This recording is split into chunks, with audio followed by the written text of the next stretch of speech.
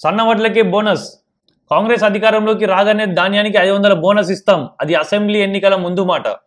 ఇప్పుడే అధికారంలోకి వచ్చినాం. ఈ యాసంగిలో బోనస్ ఇవ్వలేం. అది అధికారంలోకి వచ్చిన తర్వాత మాట. వానాకాలం నుంచి ధాన్యానికి బోనస్ ఇస్తాం. ఇది లోక్సభ ఎన్నికల ప్రచారంలోని మాట. సన్న ధాన్యానికే బోనస్ ఇస్తాం. ఇది సీఎం రేవంత్ రెడ్డి తాజా మాట. సో ఇక్కడ మనం తెలుసుకోవచ్చు ఇక ఏ విధంగా కాంగ్రెస్ ఒక్కొక్క మాటని ఎలా మరిచిందో, కాంగ్రెస్ తన యొక్క మాటలను ఎలా మార్చిందో అసెంబ్లీకి ముందు, అధికారంలోకి వచ్చిన తర్వాత, లోక్సభ ఎన్నికల ముందు అండ్ ఇప్పుడు. సో మొత్తానికైతే ఫైనల్గా సన్న ధాన్యానికే బోనస్ ఇస్తామని రేవంత్ రెడ్డి గారు అయితే చెప్తున్నారు. నెక్స్ట్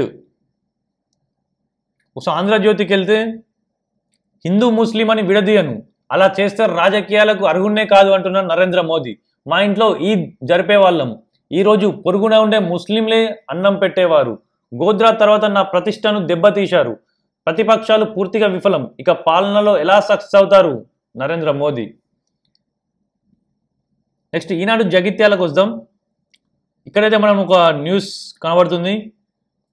పల్లెల్లో చైతన్యం, పట్టణాల్లో నిర్లిప్తత. సో ఒకసారి మండలాల్లో జరిగినటువంటి పోలింగ్ అండ్ పట్టణాల్లో జరిగినటువంటి పోలింగ్ అయితే తెలుసుకుందాం. జగిత్యాల డిస్టిక్కి సంబంధించినటువంటి వార్త ఇది.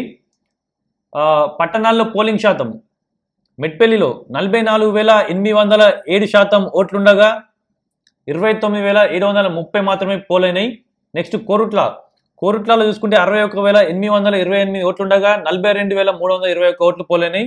జగిత్యాలలో చూసుకుంటే 98,463 ఓట్లుండగా 68,858 ఓట్లు మాత్రమే పోలైనాయి.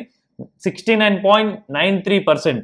ఒకసారి మండలాల వైపు వస్తే, ఇబ్రాహీంపట్నం 30,930 ఓట్లుండగా 24,247 ఓట్లు పోలైనాయి.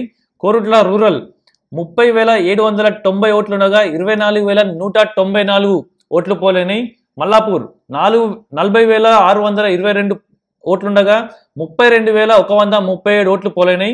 మెట్పల్లి రూరల్ 36,272 ఓట్లుండగా 28,238 ఓట్లు పోలైనాయి. బీర్పూర్ 17,459 ఓట్లుండగా 13,443 ఓట్లు పోలైనాయి. జగిత్యాల రూరల్ 48,587 ఓట్లుండగా 37,251 ఓట్లు పోలైనాయి.